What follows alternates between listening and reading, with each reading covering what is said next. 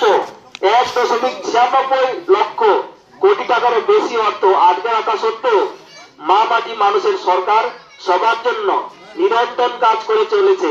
দিদির অদম্য জোর ও অনুপ্রেরণায় আজ সুরক্ষার কবচ হয়ে বাংলাকে রক্ষা করছে। বিজেপি আমাদের বিরুদ্ধে নোংরা রাজনীতি করছে। রাজনৈতিক প্রতিহিংসার কারণে প্রধানমন্ত্রী আবাস যোজনা প্রকল্পে 24,275 কোটি টাকা আটকে রাখা হয়েছে। অনুমোদন থাকা সত্ত্বেও প্রধানমন্ত্রী গ্রাম সড়ক যোজনার 2,714.11 কোটি টাকার তহবিল আটকে রাখা হয়েছে।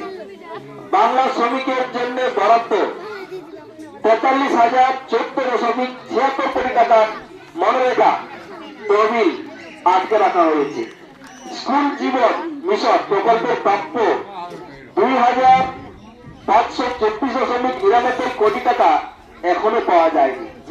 দিদির সুরক্ষিত রেখেছে বাংলাকে। প্রায় 1 কোটি পরিবারের মর্যাদাপূর্ণ বাসস্থানের ব্যবস্থা করা হয়েছে।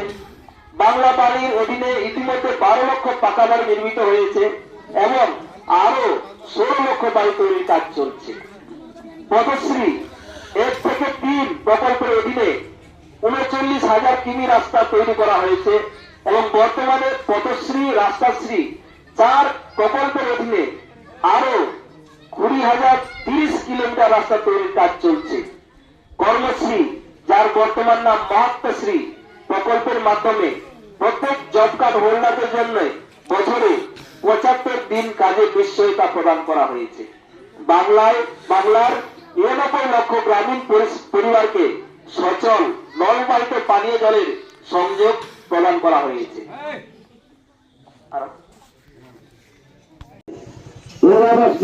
ঘরের টাকা কেন্দ্র সরকার বন্ধ করে রেখেছে। মমতা ব্যানার্জি উনি কিন্তু যে কথা ঘোষণা করেছিলেন যে আবাস যোজনা ঘরের টাকা আমরা দিব, উনি অলরেডি একটা দিয়ে দিয়েছেন। আপনারা সেই সমস্ত সুযোগ পেয়েছেন। বিভিন্ন শিবির এবং পরিষেবার মাধ্যমে সরকার এখন প্রতিটা মানুষের দোরগোড়ায় পৌঁছে গেছে। 2011 আগে তপশিলি জাতি, তপশিলি জনজাতি এবং অনগ্রসর শ্রেণী এবং সমাজের প্রান্তিক মানুষেরা সরকারি সুযোগ সুবিধা উন্নয়ন থেকে সর্বদা উপেক্ষিত থাকতেন। আর এখন সরকারি নীতির মাধ্যমে তপশিলি জাতি, তপশিলি জনজাতি, অনগ্রসর শ্রেণী এবং অসংগঠিত শ্রমিক এবং প্রবীণ নাগরিকরা আজ সামাজিক সুরক্ষা পাচ্ছেন।